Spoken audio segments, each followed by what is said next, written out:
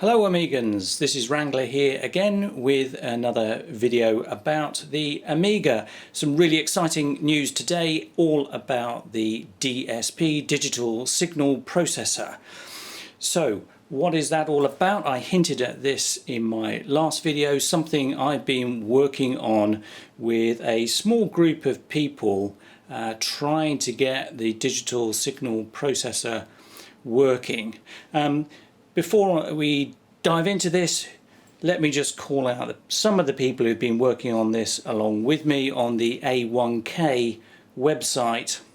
First and foremost, there's A3000 1986, CKTwo, Matze, DarrenHD, Trixster and several others too. If I didn't mention your name, I apologise, but a small community of people have been working on this issue of the DSP chip on the AA3000 Plus motherboard. So that's what we're going to focus on in this video because we've just had a bit of a breakthrough. So let's just have a look. You can see on screen at the moment my A3000 all taken to bits all over the place, but I'm just going to sort of move the camera in so that we can look at the motherboard in a little bit more detail and actually see where the DSP chip is, which is right under this ribbon cable here. So this is the DSP chip, and next to it are these 4 square chips in sockets, which are the programmable logic chips. More of those in a minute, and also this rather crazy looking wire that I've added in there. Come back to what that's all about. But there's the DSP, which isn't added to any production Amiga, not ones that were produced by Commodore or Escom at any rate, but was at the heart of some of their prototypes. So that's what we're talking about today. But where do we start on this journey of talking about the DSP chip? Well, I think the place to start is back with Commodore and its various prototypes. This is back in the days when the A3000 itself had been released and Commodore were beginning to think about what might come after it. And in the process of looking into this DSP chip, I found out a little bit more about the history of the development of the prototypes that came after the A3000. So let me just walk you through that briefly. The first prototype being worked on primarily by Dave Haney was the A3000 Plus, and that used a lot of the same architecture from the A3000, but crucially had that DSP chip built into it. But it had a number of other functions. It's not entirely clear to me, at any rate, exactly what those were, but importantly it relied on something called Gary Plus, a new Gary replacement chip, Gary Plus, that would have controlled some of the DSP signals to control the DSP chip. And then of course the A3000 Plus project was axed, only to be resurrected sometime later, again in search of a replacement for the A3000, and the resurrected project was given the new name of the AA3000, so that came later.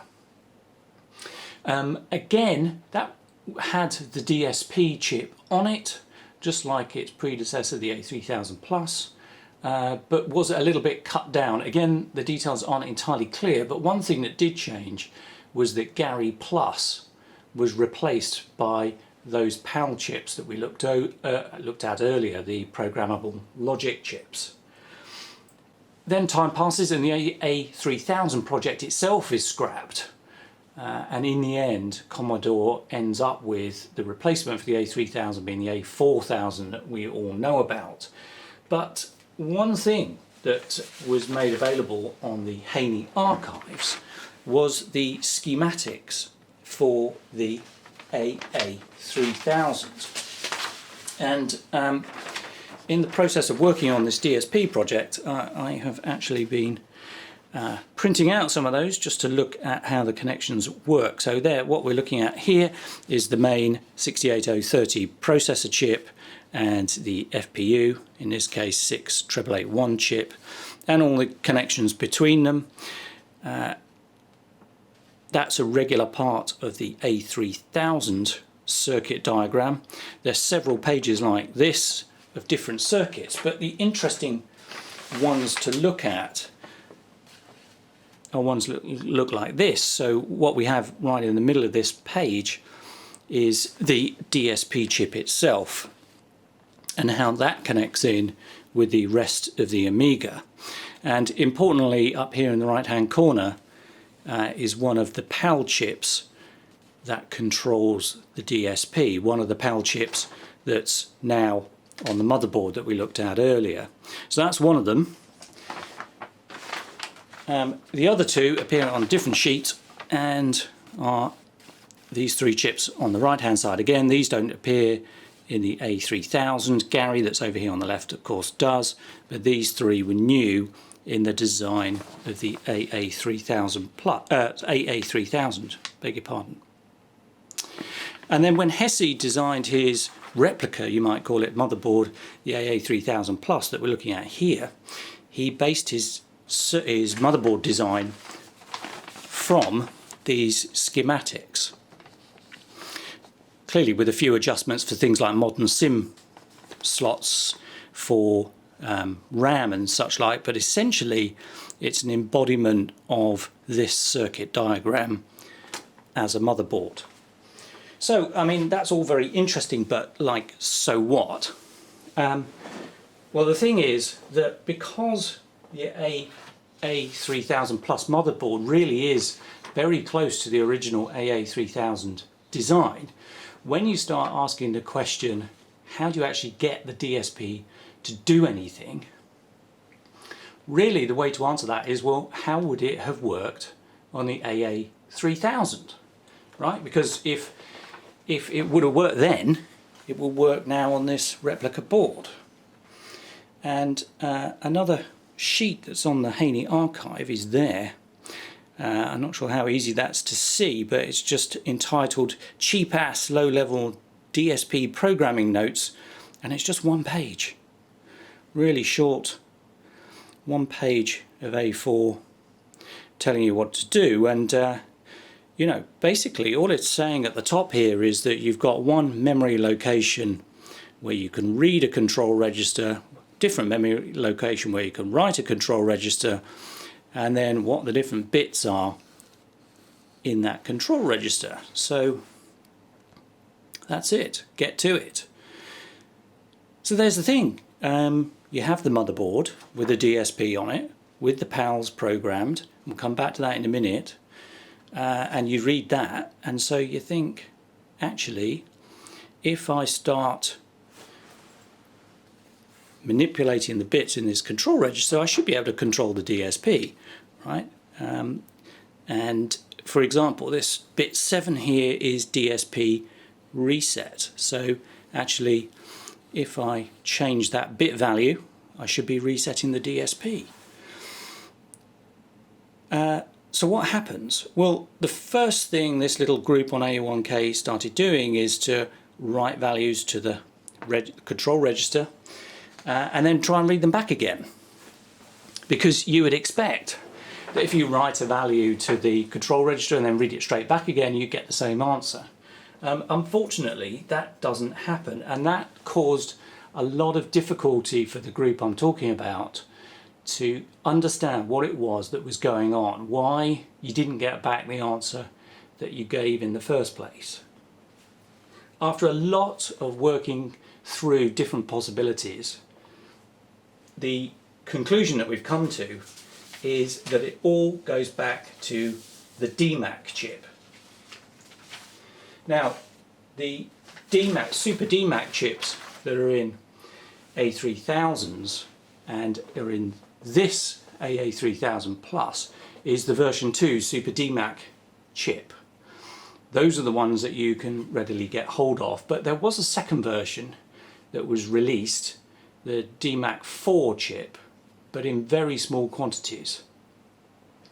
And it would seem that Super DMAC was being upgraded at the same time as the A3000 Plus and the AA3000 were being developed. And what's more, that probably the DMAC2 and maybe even the DMAC4 do not support all the functions that are needed to be able to read the control register. And just to give you a very quick example of that, here's the circuit diagram with the DMAC chip on it, which is here. And I don't know how easy it's to see, but there is a little section of outputs just here. 8 of them, which are all labelled to do with DSP signals. Let's just see if I can zoom in a little bit, and maybe that'll be a little bit easier to see. That these are all DSP signals going in and out of DMAC. In fact, mostly out with a few ins. This appears to be an extra 8-bit port that was being designed in to this version of DMAC. That doesn't exist on DMAC2 for certain.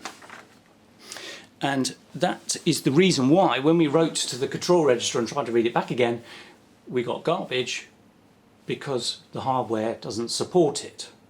So that was one immediate limitation. I've got to say we haven't really solved that problem just yet. We've just kind of worked around it now that we understand what it is. I guess if we need to do that, then we could add some more PALs perhaps to carry out that function. I think the next thing to talk about is the fact that Matze has an original board, and I can't off the top of my head remember whether it's an AA3000 Plus or an AA3000, I think the latter, and that too of course has the DSP in it. But what's clear is that that only has 3 of the logic chips. So a second part of the story is that actually, as they were designing the AA3000 and upgrading DMAC, an error got introduced, and again this PAL here at the bottom called U124 actually had to be added into the design at a late stage in order to provide control signals that actually DMAC was originally intended to handle. So that's why that chip was needed. Now that's actually designed into the AA3000 Plus that we've got there. We've got all 4 PALs, so we don't need anything extra for that. But it's just an interesting bit of history that kind of the AA3000 was never finished as a design. It was still a sort of work in progress when work on it actually was stopped. The final thing to talk about is the contents of the PALs themselves. And they are available on the Haney archive as well. You can download those, and kind of what they look like is pages like this, with my writing all over it, trying to understand the different equations that are on there. Let me just zoom in a bit and perhaps you can see some of that better. These are the internal equations for the logic chips, and we've also got some comments there explaining what was going on. That was quite a simple page.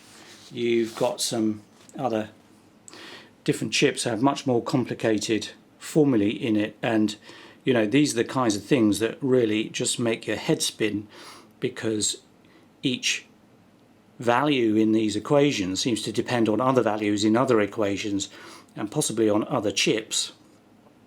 And you also need to take into account that it takes a period of time for the output to actually register based on the inputs, and then perhaps that output becomes an input to another part of the equation.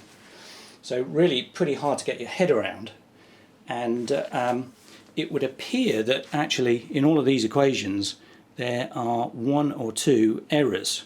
Again, we haven't at this moment quite got to the bottom of which are the minimum changes you need to make to get it to work.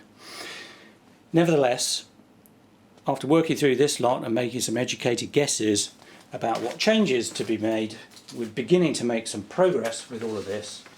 And there was just one final piece of the jigsaw to cover, and again it's back to these PAL chips, and I just want to show you one thing, which is this connection here.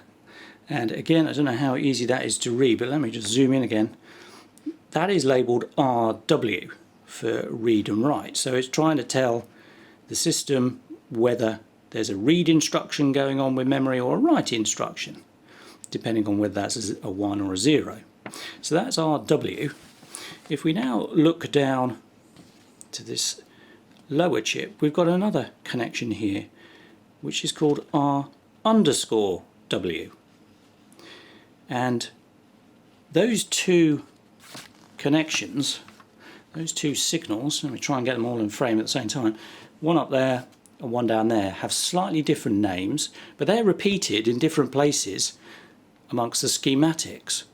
And after a lot of thinking about it, and I've got to say, AA3000 1986 was the person who had the inspiration on this, actually worked out that those two things ought to be the same, and it's just an error in the fact that this is just called plain RW.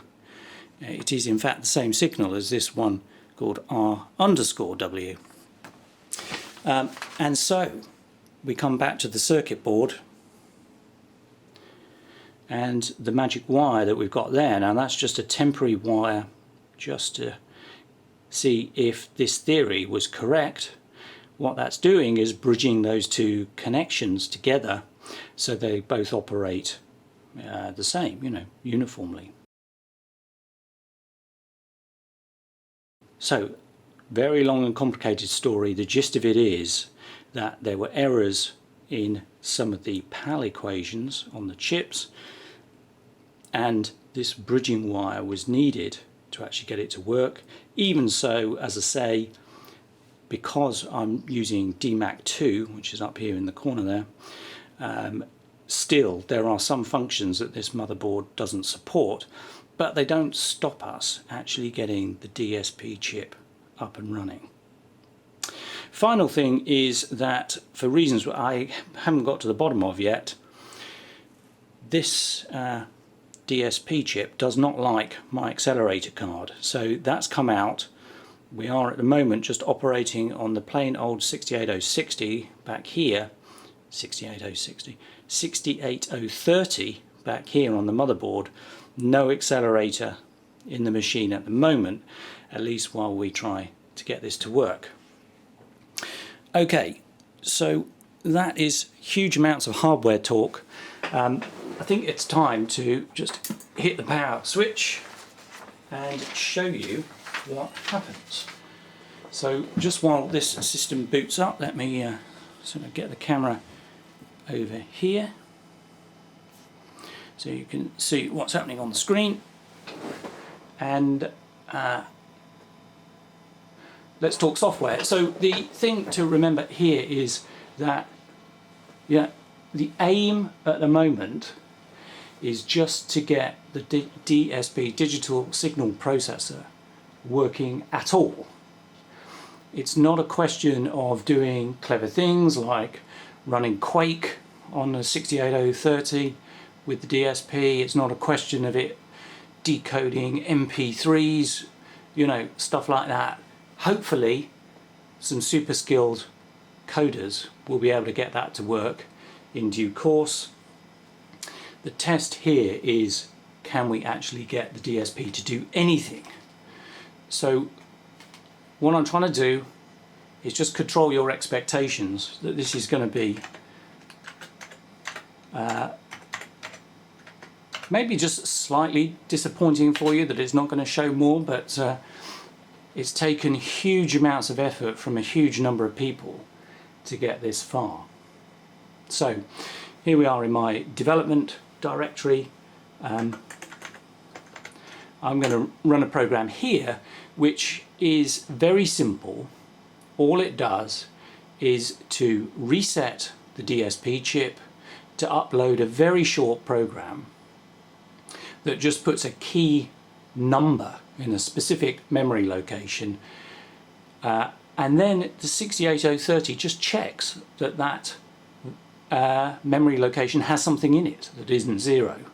And if it finds a non-zero value there, then it just repeats. So it keeps going through this loop, hence loop test, to just check that the DSP fills in a particular value. Very, very straightforward, just to check that the DSP initiates. So let's run this, and lots of stuff going up on the screen. Wake up timeouts. So I'll just let this run for a minute so you could get the feeling for what's going on. And then we'll just have a look at a little bit of the output. And perhaps you could just see from that, I realise the text is probably going far too quickly to read, that sometimes it seems to go through a loop quite happily, and then other times it goes through a sequence of waiting for the DSP to wake up. I'm not entirely sure why that happens. Maybe there is some slight timing issue on the motherboard. But look, that's probably given you enough of a sense of something happening, but let's actually look at what that something is. So just at the top here, we're starting a DSP test. So this is the start of the loop. It happens to be past 103. It resets the DSP and then takes the DSP out of reset. That makes the DSP go through its own startup routine, and then the 68030 actually prods it, if you like, with an interrupt, and then waits for it to actually come and do something. And then finally down here, this is our magic number that we are expecting the DSP to tell or put into this memory location for the 68030 to see that something's happened. Why is it this memory location? Well, that's sort of a semi-random number, just somewhere convenient for the DSP to put a value. And just in passing, while we're talking about all of this, the DSP is able to access the entire memory space, the same as the 68K chip is, so the entire Amiga memory space.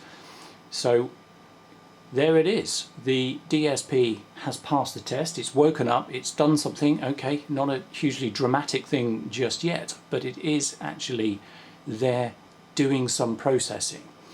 And by virtue of the fact that it has full access to the Amiga's entire memory space, you can see how the 68000 processor could provide a much more complicated program to the DSP to work on somewhere in memory that's been reserved.